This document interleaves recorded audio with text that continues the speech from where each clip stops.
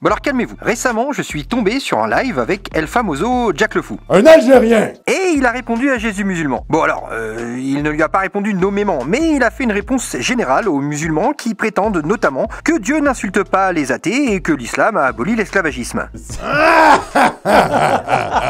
Jacques le Fou et Mouhoub prétendent que le Coran, Ibn Kathir, insulte quelqu'un de fils de prostituée. On a vu que tout ça c'était faux. Et que un des avis cités par Ibn Kathir, c'était que Zanim, ça voulait dire fils d'un adultère. Alors petite précision ici parce que c'est quand même vachement rigolo, hein, rapidement. Du coup, il prétend ici, Jésus musulman, que Zanim ce n'est pas une insulte. Ok, donc dans ce cas-là, j'invite Jésus musulman dans sa prochaine vidéo à dire que Allah est un Zanim ou que sa mère est une Zanim. Enfin, vous avez compris le truc quoi. Normalement, si c'est pas une insulte, il devrait pouvoir le dire tranquillement quoi, tu vois, y a pas de souci. Ah oui! Ah oui! Allez, on continue. On va prouver que l'islam est pour la libération des esclaves avec preuve à l'appui. Tout d'abord, prenons le Coran, sourate 24, verset 33. Ceux de vos esclaves qui cherchent un contrat d'affranchissement, concluez ce contrat avec eux si vous reconnaissez du bien en eux. Autrement dit, Tabari y rapporte ici deux avis. Premier avis, ce sont les savants qui disent qu'il y a obligation, le maître n'a pas le choix, il est obligé de libérer son esclave. Tabari lui-même te dit c'est obligatoire. Affranchir un esclave, sourate 24 verset 33, c'est obligatoire pour Tabari. On le voit ici, regardez. À titre personnel, j'avais déjà répondu à Jésus musulman concernant ce verset, qui est un verset qui autorise un musulman à libérer un esclave uniquement s'il perçoit du bien en lui. Bref, ma vidéo à Jésus musulman est restée sans réponse. Mais comme Jésus musulman adore faire des vidéos sur Jack le Fou, je me suis dit qu'il serait intéressant que ce vidéaste voit cet extrait dans lequel Jack, en quelques minutes, met à terre les arguments de Jésus musulman. Et franchement, j'aimerais bien qu'il y réponde. Ça peut être rigolo. Allez, je vous laisse regarder l'extrait et on débriefe juste après. Et c'est un dieu qui parle, mais oui, le dieu créateur dit d'un être humain, il est arrogant, bâtard, ou fils de Ibn al-Ahira, donc fils de paix. C'est un dieu qui parle, là. Vraiment, c'est un dieu.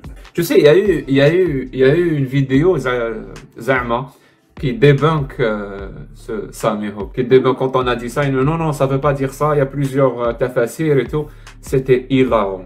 Je sais pas qui l'a vu cette vidéo, je vais pas dire de qui, mais c'était vraiment hilarant. Vraiment hilarant.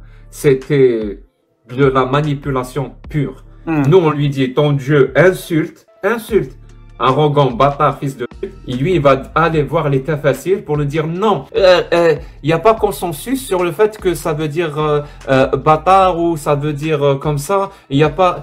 C'est incroyable. Je crois que j'en ai parlé la dernière fois avec Apostat Kafir.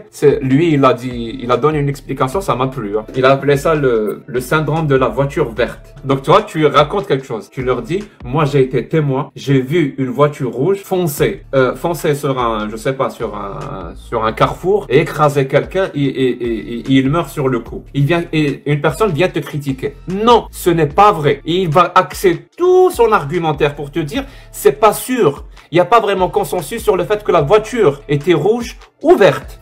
Tu lui dis, attends mon pote, on s'en fout. Je te dis que la voiture, elle a écrasé quelqu'un. Non, mais le consensus sur la couleur de la voiture n'était pas encore... c'est pas encore sûr que c'est rouge. Il passe 10 minutes, 15 minutes à te parler de la couleur de la voiture. C'est exactement ça. Donc nous, on passe notre temps à leur dire, voilà, dans l'islam, par exemple, il y a l'autorisation de l'esclavage. Donc cette pratique est légiférée. Il n'y a pas réellement il n'y a pas d'interdiction totale. Et lui, il va te parler d'un verset qui te dit, si vous reconnaissez du bien dans vos esclaves, vous pouvez les libérer ou libérer un truc du genre. Il va axer tout son discours sur ça. Mais ton discours, même s'il est vrai, est-ce que ça a aboli l'esclavage? Est-ce que ça interdit l'esclavage?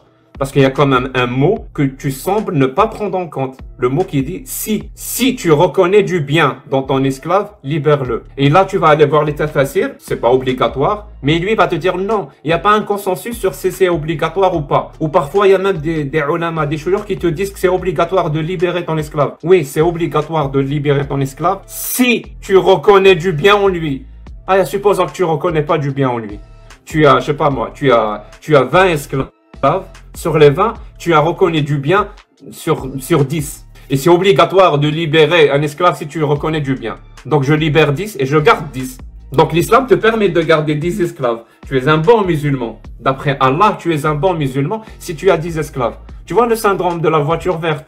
Donc il y a même un hadith du prophète qui te dit un esclave qui fuit son maître, sa prière n'est plus acceptée. Et il est considéré comme mécréant jusqu'à ce qu'il revienne chez son maître. Donc un esclave qui fuit pour sa liberté, le prophète n'accepte pas ça. Il doit revenir chez son maître, sinon sa salette, sa prière n'est pas acceptée. Il devient mécréant. Et là, le syndrome de la voiture verte, au lieu de dire pourquoi le prophète n'est pas pour la liberté des esclaves, il va te dire non. La mécréance ici, c'est pas la grande mécréance, c'est la petite mécréance. Pourquoi tu mens, Jack le faux, Jack le menteur? C'est la petite mécréance qui est dans ce hadith. Donc quand l'esclave fuit, c'est la petite mécréance. Oui, la voiture était rouge, était verte, tout ce que tu veux. Mais pourquoi il ne le laisse pas libre? C'est un esclave fuit son maître, c'est qu'il a besoin c'est qu'il veut être libre. Il faut respecter ça. Et c'est fini. Un hadith du prophète de ça, et c'est fini.